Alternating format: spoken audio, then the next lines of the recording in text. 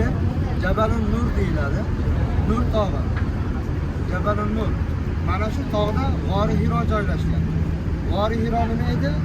Payg'ambarimiz alayhisolatu vassalom payg'ambar bo'lishligidan oldin har kecha kelib shu joyda o'ziyatga ibodat qiladi. Vahiy kelishligidan oldin payg'ambarimiz uzlatni, ya'ni odamlardan ajralib, yakka yurishni yaxshi ko'rib qolganlar. Har kecha qarang shu tog'da. Hadicha onamiz payg'ambarimizga oziq-ovqat olib kelganlar. Har kecha Makkadan bu yerga keladi. Tog'ni ko'ryapsizlar, balandligini. Shu tepada G'ori Hiro. Bu tepada odamlar yuribdi. Ana endi qarang. Hadicha onamiz shu vaqtda yoshlari 55 yoshda bo'lgan. Hozir biz yoshlarimiz ham chiqqan o'ylanyapmiz, to'g'rimi?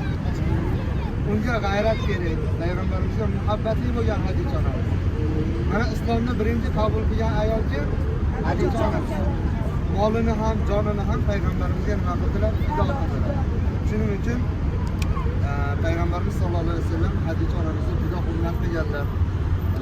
Islomni birinchi qabul qilib juda badavlat ayol bo'lganligidan molini ham, jonini ham payg'ambarimizga islom yo'lida nima qildi? Ittifoq qildi. Hozir inshaalloh Hadicha onamizni qo'yilgan, ya'ni dafn qilingan qabristonni oldidan o'tib duo qilamiz. Ya'ni Maqbaratul Muallo deyiladi yoki Jannatul Muallo qabristoni deyiladi. Mana bu G'ori Hiroda birinchi qaysi sura nozil bo'ldi? Iqro. Iqro nima degan edi? O'qi. Islom nima bilan boshlanyapti? O'qi degan narsa bilan boshlanadi. O'qiyapmizmi? Shuning uchun ilm o'qishlik, ilm o'rganishlik 5 dan to qabrgacha nima farz. Islom o'qi degan amr bilan boshlanadi. Payg'ambarimiz alayhisolatu vassalomga Jabroil alayhissalom kelib, aynan mana shu tog'da, mana shu G'ori Hiroda Iqro ya Muhammad, o'qing ey Muhammad deganda payg'ambarimiz alayhissalom ma ana biqari'in, men o'qishni bilmayman dedilar. Yana o'qing dedilar. Yana payg'ambarimiz ma ana biqari'in, men o'qishni bilmayman dedilar. Shunda Jabroil alayhissalatu vassalom qanotlari bilan 3 marta siqib qo'ydi. Ya'ni siqmak.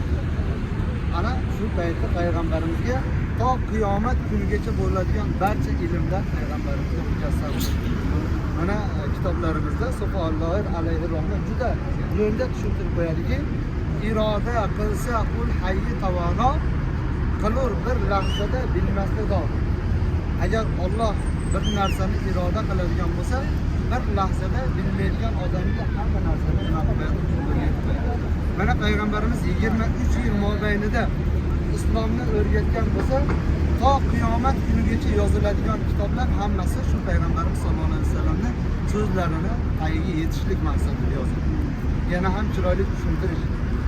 Qarang, payg'ambarimiz 23 yil butun yer yuziga yetkazdilar. Mana to qiyomat kunigacha Rasulullohning hadislarini maqlamiz, o'rganishga harakat qilamiz. Ya'ni o'zini davridan qiyomat kunigacha bo'ladigan hamma narsani payg'ambarimizga ana shu joyda o'rgatib qo'ydi.